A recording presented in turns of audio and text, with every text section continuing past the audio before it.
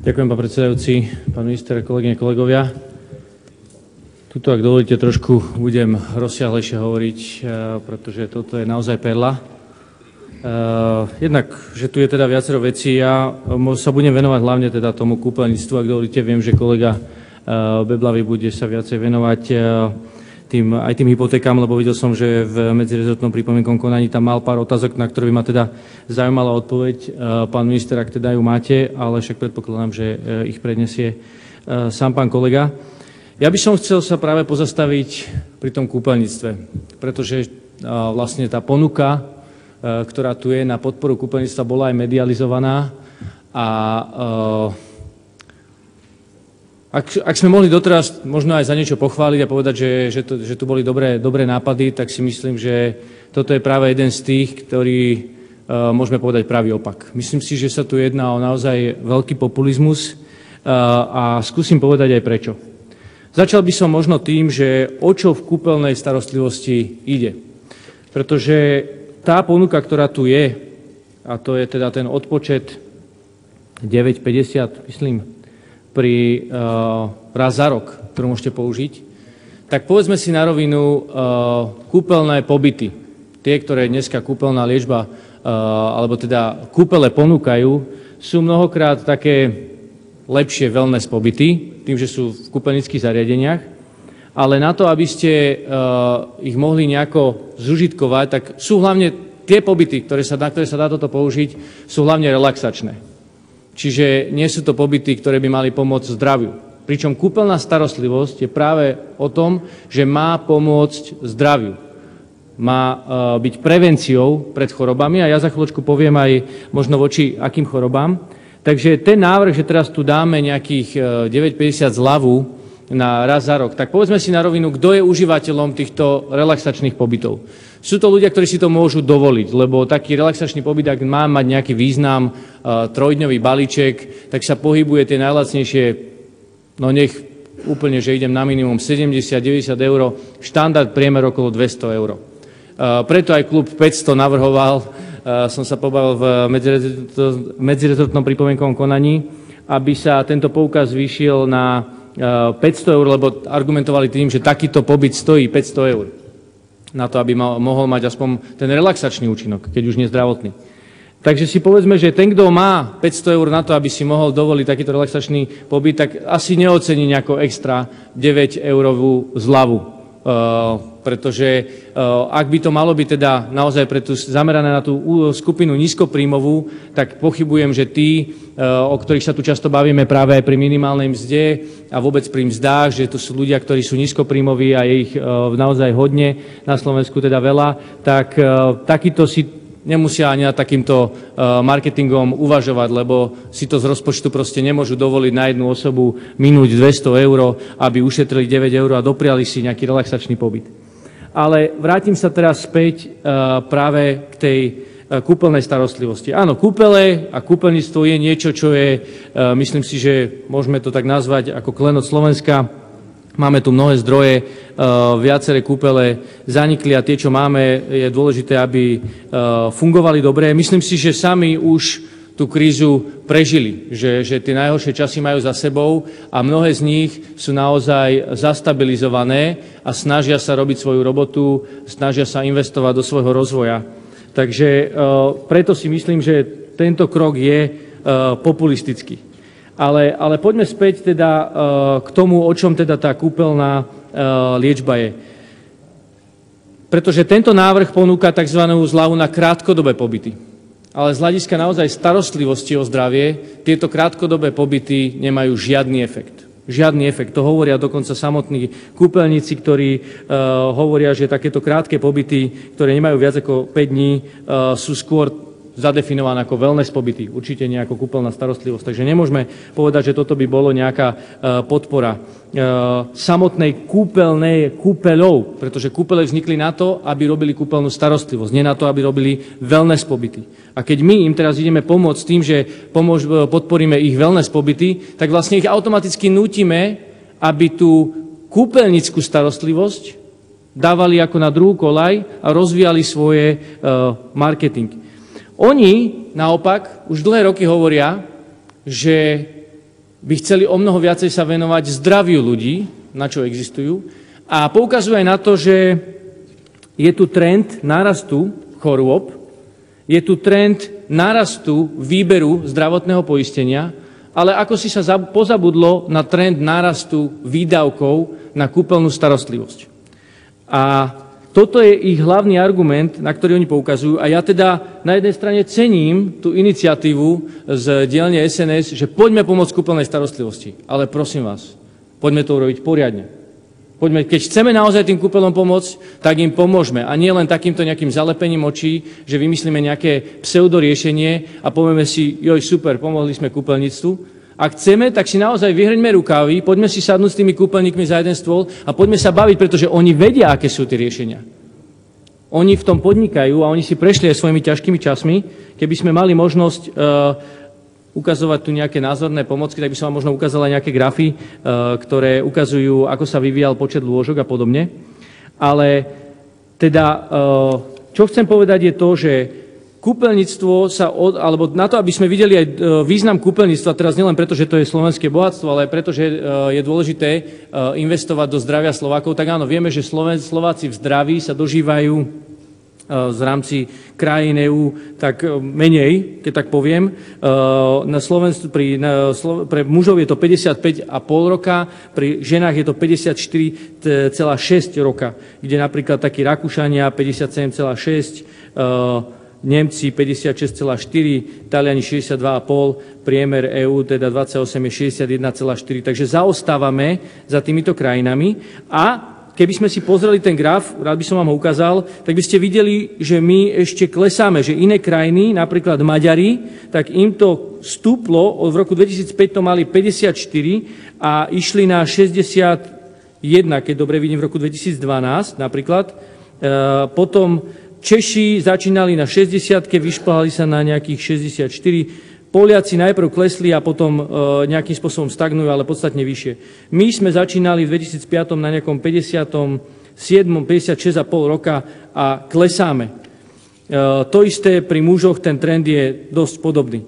Takže vidíme, že toto sú závažné ukazovatele, kde sa treba venovať zdraviu a môžeme si to dať ešte do takej perspektívy, že máme tu teda tu dožitie v zdraví a poďme sa pozrieť, koľko dávame na lieky, pretože to súvisí. Ako náhle začnú ľudia chorieť, musíme im pomôcť a teda väčšinou je to tým, že im predpisujú doktori lieky, prirodzene. Teda na tom nie je ničo kritizovať. Ale Slovensko práve pri týchto vekoch investuje z celkových výdavkov na zdravotníctvo 27% na lieky. Kde napríklad Česká republika, teda čerpám z dát z roku 2014, Česká republika len 17%, Rakúsko, keby sme chceli, 12%, len tak na porovnanie teda aj s nejakou vyspelejšou krajinou. Čiže preto vidíme, že je dôležité sa venovať primárnej prevencii chorôb. A naozaj kúpeľná starostlivosť je niečo, čo pomáha práve tej prevencii chorôb. A dokonca z takej konferencii celoeurópskej, ktorá mala ako jeden zo záverov cieľ, aby sa predĺžilo v každej krajine o 2 roky vlastne život v zdraví, tak je vidieť, že dbajú na to a chápu a oni sami hovoria o tom, ako je prevencia dôležitá. Na druhej strane vidíme, že na Slovensku máme aj problém demografický, že nám starne obyvateľstvo a tento trend nás teda tu bude stretať. Ale ďalší trend, ktorý vidíme prirodzene aj u nás na Slovensku je, že nám rastú percento medzi obyvateľstvom jednotlivých chorôb, ako sú napríklad obezita, depresia, kardiovaskulárne choroby, respiračné ochorenia, choroby pohybového aparátu. Toto sú práve choroby, ku ktorým prispieva prevencia v podobe kúpeľnej starostlivosti. Keď teda chceme hovoriť o kúpeľnej starostlivosti a chceme hovoriť o tom, že ju chceme rozvinúť ako nejakú možno doménu Slovenskej republiky. Avšak vidíme tu opačný trend práve z hľadiska zdravotnej poisťovne, primárne tej najväčšej všeobecnej, že sa znižuje počet schválených návrhov na kúpeľnú starostlivosť. Taktiež sa nezaraďuje do programov primárnej prevencie táto kúpeľná starostlivosť a tým pádom je nevyužitý potenciál kúpeľov aj v poúrazovej a pooperačnej rehabilitácii. Pritom ten efekt, multiplikačný efekt, že 1 euro, ktoré investujete do kúpeľnej starostlivosti, prinesie budúcu úsporu budúcich výdavkov na zdravotnú starostlivosť 7 eur, čo je, vidíme, ten veľký multiplikačný efekt, ktorý tu máme. Takže to, že sa ešte ďalší taký dôležitý parameter, ktorý si musíme uvedomiť, ak sa chceme baviť o súčasnom stave aj zdravia na Slovensku ľudí, práve nízkopríjmová skupina, ktorej tento poukaz nejako nepomôže, sú ľudia, ktorí práve vďaka svojim nízkym príjmom majú aj horšiu starostlivosť o svoje zdravie. Či už je to z dôvodu stravovacích návykov, alebo že sa aktívne nestarajú o svoje zdravie, alebo im chýbajú informácie o prevencii a možnej liečby. Takže, a pritom vidíme, že tá kúpeľná liečba je jednou toho času najlacnejšou zdravotnou starostlivosťou, kde cena je 39,50 až 42 eur za jedno lôžko.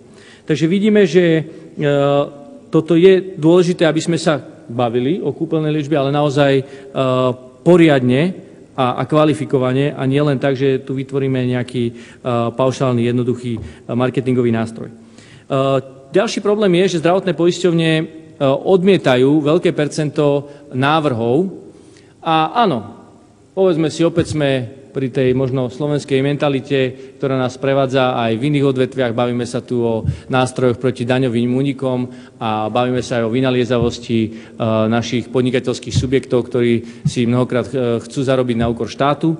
Tak možno aj tuto môžeme mať, možno máte skúsenosť z okolia vašich známych alebo podnetov od ľudí, že sú situácie, kedy ten pacient nejakým spôsobom sa snaží presvedčiť doktora, aby teda mu tú kúpeľnú liečbu dal. Ale hovoriť o tom, že, tak ako uvádzajú kúpeľníci, 25%, Všeobecná zdravotná poisťovňa to popiera, hovorí, že sa to pohybuje niekde 12 až 15% zamietnutých poukazov na kúpeľnú starostlivosť, že by toto bolo práve to percento, alebo že by sa lekári pomýlili v tom, ako určili diagnózu, že tí lekári práve v tej Všeobecnej zdravotnej poisťovni to vedia lepšie, tak toto vidíme, že už tu je niečo, čo nesedí. Čiže vidíme, že jednak vysoké percento zamietania, po druhé vstúpa miera zamietnutých návrhov a pritom by bolo dôležité sa pozrieť na to, aké sú tie dôvody, pretože tie dôvody, ktoré sú uvedené, ktorým som sa ja aj dostal, ukazujú, že nie sú opodstatnené, lebo poukazujú napríklad teda na to, že by teda chyby robili lekári by robili takéto chyby. Ďalší taký zaujímavý je, že považovať za odborne nesprávne kúpeľníci považujú i, čo ma prekvapilo, a zaujímalo by ma teda stanovisko aj predkladateľa, pokladajú zamietnutie návrhu na kúpeľnú starostlivosť u detí pri opakovaných respiračných chorobách, ak kritérium kúpeľnej starostlivosti má byť opakované podávanie antibiotík. Že teda samotné kritérium, že koľko tých antibiotík to dieťa musí absolvovať, aby sme teda uznali, že je vhodné, aby išlo na kúpeľnú starostlivosť. Myslím si, že toto sú len možno balíčky na to, aby sme nemuseli investovať viacej do kúpeľnej starostlivosti. Ale keďže prichádzate, kolegovia z SNS, s tou iniciatívou, tak poďme sa pobaviť o tom, že akým spôsobom začať naozaj presmerovať tie investície do tejto kúpeľnej starostlivosti a ako ju naozaj podporiť, ale tie, ktoré reálne pomôžu. Čiže opakujem, nie tie wellness pobyty, ale tie, ktoré reálne, to sú tie dlhodobé pobyty. Pretože vidíme, že nadváha a tak ďalej, čo som už spomínal, naozaj rastie. Taktiež môžeme, ako som spomínal, aj samotné výdavky na tie farmatika, alebo teda na lieky. Tu by som chcel povedať možno práve to, že tie investície, ako som už spomenul, do tej kúpeľnej starostlivosti nejako nerastú, napriek tomu, že v roku 1996, keď tak zoberiem, sme vyberali na zdravotnom poistení v prepočte 1 miliardu 140 miliónov 676 tisíc. Dnes, alebo teda v roku 2015, vyberieme na zdravotnej starostlivosti, na zdravotnom poistení 4 miliardy 228 miliónov 944 tisíc. vidíme, že výdavky, a teda príjmy zdravotného poistenia sa výrazne zvyšujú. Ak by sme zachovali percento podielu, tak by sme mali vidieť aj percento, že teda tie schválené žiadosti rastú. Ale to sa nedieje, klesá to. A teda dnes vidíme, že ten podiel kúpeľnej starostlivosti na celkových výdavkoch, keď v 96. povedzme, že bol 100%, tak dneska je 51%, čiže tento pomer rázne klesá. Napriek tomu, že vidíme, že rastie problém s pohybovým aparátom, psychiatrickými ochoreniami, srdcovo-cievnymi ochoreniami a podobne, kde by práve naše kúpele, ktoré tu máme, vedeli výrazne pomôcť. Toto je práve ten najdôležitejší, myslím si, argument, ak sa chceme baviť o kúpeľnej starostlivosti, ako tú kúpeľnú starostlivosť naozaj robiť a ako k tomu pristúpiť tak, aby to malo význam. Čiže toto je, kolegovia z SNS, aj na vás, či to myslíte naozaj vážne a chcete priniesť teda reálne riešenie, alebo či to myslíte len populisticky a chcete viac menej využiť to, že ľudia už na tie wellnessy chodia, získajú akurát zľavu tí, ktorí tam už chodia. Myslím si, že nejaký nárast veľký to nebude mať, respektíve bude to pre ľudí, ktorí si chcú zrelaxovať, ale práve tá skupina, ktorá je na to najviac odkazaná, a to sú ľudia, ktorí potrebujú túto dlhodobú kúpeľnú starostlivosť, tí sa k tomu nedopracujú. Takže a keby sme si mohli len pozrieť štatistiku, ako sa vyvíjali lôžka, tak vidíme, že tie lôžka klesli. Dokonca vidíme, že to je práve to, že tie kúpele si museli prejsť tie svoje problémy a dnes už sú zastabilizované a majú pomerne veľký počet aj týchto wellness pobytov, lebo museli to nejako prežiť, keď zistili, že im zdravotná poisťovňa nevychádza ústrety, že ich nerozpoznáva ako dôležitý nástroj zdravotnej starostlivosti, tak museli hľadať inú cestu, aby sa uživili a dneska vidíme, že ten podiel je približne rovnaký tých samoplácov versus kúpeľnej liečby, ale to je silný argument práve proti tomu, že dneska neuznávajú, alebo zdravotná poisťovňa nepristupuje k týmto pacientom alebo k týmto diagnózam ako niečo, kde kúpeľná liečba môže výrazne pomôcť. Takže ja by som na margo toho povedal a zopakujem, že toto nie je cesta nejakými 9-eurovými zľavami zalepiť oči, ale naozaj cesta je diskutovať s tým, čo kúpeľ potrebuje, ako vlastne preniesť to do systému zdravotnej starostlivosti a ako investovať práve možno tieto peniaze o zdravotnú starostlivosť pre ľudí, ktorí to reálne potrebujú. Druhý zaujímavý bod, ktorý ma veľmi zaujal v tejto novele, alebo teda v tomto návrhu je, že sa skracujú odpisy na rekonštrukciu kúpeľnej starostlivosti. Čo si môžeme povedať? Dobrý nápad. Však teda chceme im pomôcť, tak poďme im skrátiť odpisy. Vieme, že pred pár rokmi sa odpisy na nehnuteľný majetok alebo teda na nehnuteľnosti zvyšovali z 20 na 40 rokov, čo teda bola okolo toho dosť rozsiahla debata. A teraz vlastne chceme výjsť v ústretí. Neviem, či sa vám podarilo, pán kolega, pozrieť. Nechcem zavádzať, mne sa zdá, že som sa dopatral v tom návrhu, že práve pri týchto investíciách to bude skrátené na 6 rokov, zo 40 na 6 rokov, čo je výrazné zvýhodnenie týchto kúpeľníckych zariadení, čo na jednej strane si môžeme povedať, OK, však výborný nápad. Čo ma prekvapuje je, že nikde som to nepočul komunikované ani pri predstavovaní toho návrhu a myslím si, že toto je zásadný zásah do tejto legislatívy, ak vybranému subjektu ideme skrátiť odpisy zo 40 na 6 rokov na to, aby mohol nejakým spôsobom obnoviť kúpele, tak určite kúpeľníci sa tomu podľa mňa tešia. Na druhej strane všetky ostatné odvetvia si môžu povedať a tak ľudovo, čo sme my od macochy.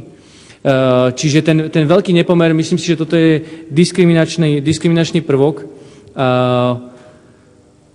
ktorý nie je nejako ani odôvodnený, ani v tej dôvodovej správe, že prečo práve by tu mal byť taký nepomer a prečo práve by to malo byť toto odvetvie a takýmto spôsobom a či teda bude nejaká kontinuita a kedy bude nasledovať ďalšie odvetvie a podobne. Takže toto tiež si myslím, že je veľký problém z hľadiska systémového nastavenia aj fungovania práve takéhoto mechanizmu a aj z hľadiska toho celého návrhu a opäť to, že sa na jednej strane komunikuje, mne osobne to prišlo veľmi prekvapivé, keď som sa dočítal o týchto odvodoch, že celý čas sa tu hovorí práve marketingovo o tých 9 eurách, 50, dokonca sa nehovorí ani o 9, hovorí sa o 50 eurách, čo ľudia si môžu mať pocit dneska, že majú zľavu 50 eur, ale v skutočnosti to je len 9, čiže tá komunikácia tiež podľa mňa nie je úplne čistá, alebo teda dokonalá, alebo úprimná, ako by som to možno tak lepšie nazval. A po druhé, že toto tu úplne v tom zaniká. Takže kladiem otázku predkladateľovi, ale tak vieme, že tá iniciatíva vyšla od kolegov z SNS, tak možno pán spravodajca, keby k tomu mohol povedať, že prečo toto zaniklo v tej komunikácii, toto skránenie odpisov, ktoré je tak výrazné a myslím si, že výraznejšia podpora sú práve tie odpisy a investície ako nejaké samotné poukaz. Takže toto by ma zaujímalo, že ako to vzniklo, prečo sa to nekomunikovalo a to je asi všetko, čo som k tomu chcel povedať. Ďakujem za pozornosť.